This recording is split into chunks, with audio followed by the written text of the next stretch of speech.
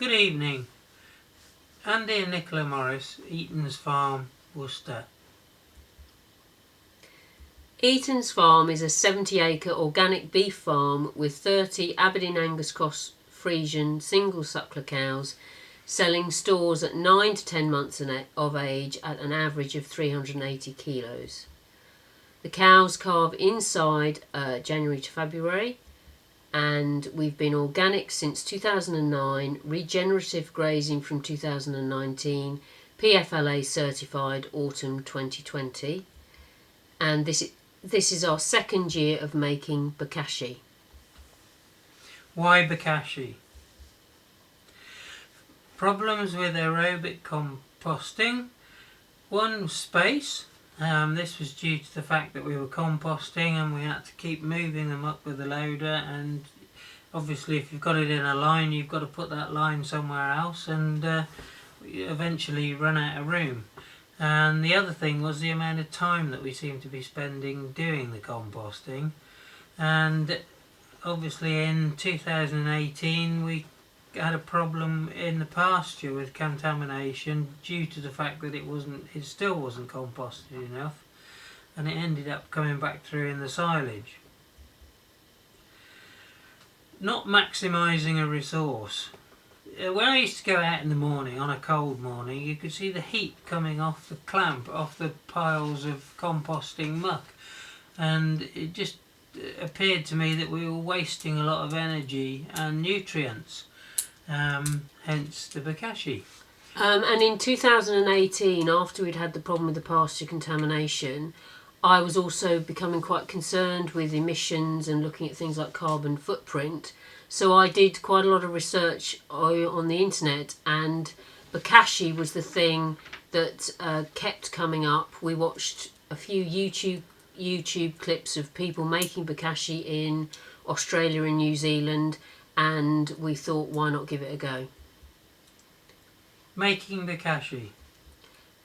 It's made every 14 days from mid-November to mid-March, and our 14-day mix would consist of farmyard manure, which is basically 14 days worth of daily cubicle and feed area scraping, with straw yard bedding added in twice during the winter when we clean out the straw yards. Our cubicles we're very generous with the straw in the cubicles, so the muck that comes out is not as sloppy as you would have with quite a lot of farms, particularly dairy farms. We add to that, as recommended by Agriton, 2 litres per tonne of the effective microbes, which is Actifirm, 12 kilograms of the Agar seashell lime, and because we've got a clay soil, Kuipermal, we don't actually need to use the clay additive which Agriton sell, but we have to put the soil in at double the rate that you would with their additive. And the cost to us is £5 to £6 a tonne. I believe if you use the clay additive it works out at about £8 a tonne. And the reason we're quite vague on the price per tonne is we're not in 100% certain how much muck we're actually making into Bokashi. That's based on looking at the size of the heap and how many spreader loads there are. Making Bokashi, as you can see from the picture, the muck's sort of stacked up about 1 metre deep, and I put on the seashell, which I measure into the loader bucket and then throw over the pile with a shovel, which is quite easy because it's very fine stuff and you can see where it's gone. And then after that I put the soil on. I've used the loader bucket for that as well, but the soil's dry, so it's very easy to spread it out, sprinkle it out of the bucket onto the pile, and if I can't reach a bit I just do it later on when I've moved part of the pile. And then we spread the effective microbes on with just an ordinary 5 litre watering can with a rose on, and it's quite easy to get it accurate because you just walk across and work out how far the first watering can went and then do the others accordingly. Then obviously I use the loader and move it round the corner and into the silage pit, where once I've finished getting it reasonably square, I push it down with the loader, and if there's a high spot I'll jab at it with the loader and it levels it out. And then, as you can see, we sheet it up. We do save a little bit of the to put on the top of it, because it seems to work better. And as you can see, we put quite a few tyres on it. When you reopen it to do the next lot, from this photograph, if you look carefully, you can see lots of little white speckles. Well, that's fungus growing on the actual composting muck. And this is the last picture, is as just before we opened it up to have a look, see how it's worked. This is the first time we've opened this up since the 16th of March. Let's see what's happened. Oh wow, that's completely broken down. And does it smell at all? No, doesn't even smell of a cow pat. And how does this compare with when we used to do it composting by turning? Oh, this is much better. To achieve this kind of composting, you'd probably end up with half as much of it, and we would have had to turn it 6 or 7 times to get that.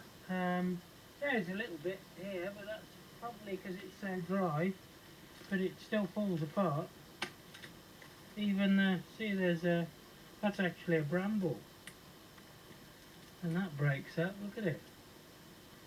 That's like a blackberry stem. Okay, my recollection of this is that usually when we take the sheet off, there's a load of fungus on it. Yeah, there was fungus on this, well, on the bit behind this, because we do it every 2 weeks. When you take the sheet off to do the next one, it's obviously been under a sheet for 2 weeks, and the last time we took the sheet back, the whole lot was covered in fungus. I've got a photograph of it actually. Okay. And then we obviously put this last lot in and covered it up, and we haven't seen it for, well, 3 months. Okay, great. Yeah.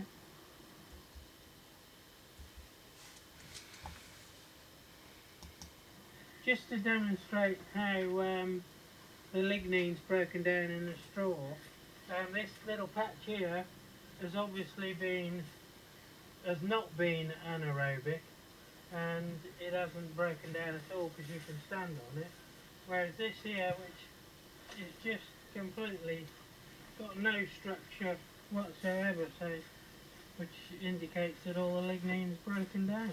And what do you put, this seems better to me than last year, what do you put that down to?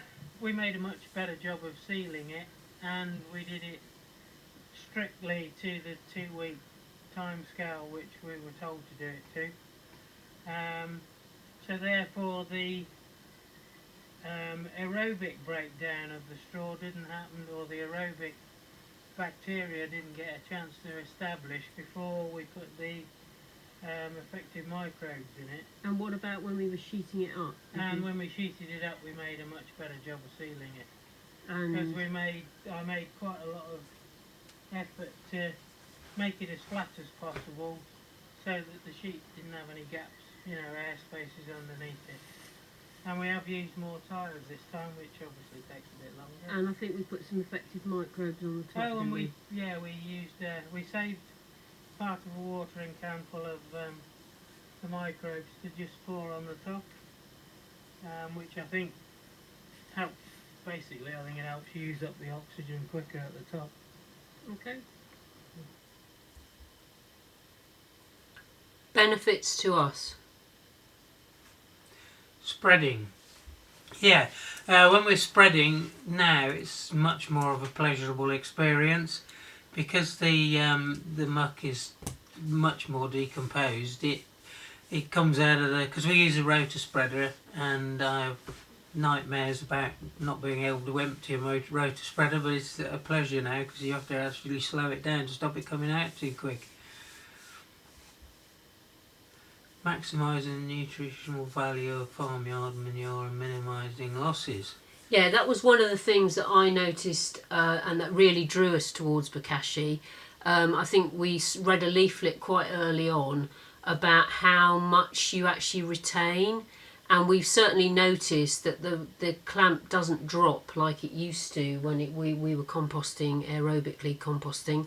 So we're minimising the losses and maximising the nutrient value. I think also that from a muck management point of view, it's much easier. The composting before, it was the kind of the last job, you really didn't want to do it.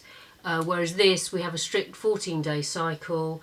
The managing of the muck on the yard is much better. We used to stack the yard outside the silage clamp, and we'd be scraping into that, and you'd think, oh, it's time to put it back round in the clamp. And then sometimes Andy would say, well, I've got to turn that pile before it goes in. It used to cause quite a lot of arguments. So now we just stick to the sort of 14-day cycle. I mean, we're not rigid on that. Sometimes if it's pouring down with rain, you don't want to be doing the Bokashi. But we have found that as long as we sheet it up properly, there is a bit of wriggle room on the time. But you know, you do want to get as close to the 14 days as you can. We also assume, well, we've certainly noticed fewer flies, but with the regenerative grazing, you get that anyway. And we're assuming we will have better soil health and more plant diversity. Our grassland this year is just amazing, and we're not 100% certain.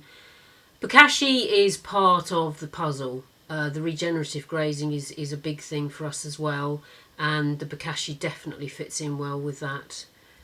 Yeah, one of the things you'd think would be unpleasant would be taking the sheet off, but it's remarkable. When you remove the sheet to do the next lot, the sheet's perfectly clean. Yeah, so it just all makes sense. And then now with all the push towards reducing the carbon footprint, we certainly aren't using the level of diesel that we were when Andy was having to turn the muck. We're obviously reducing the amount of CO2 that's being lost, and also the ammonia. I'm not quite sure how the methane fits into it, but it just, if you're considering trying it, everybody will have their own benefits, but those are sort of the benefits that we've noticed so far.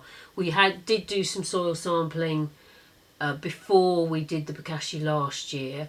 So when we do the soil sampling again the next time we do soil sampling, maybe we will be able to see a definite benefit there. So thank you for listening. Thank you. Happy to answer any questions.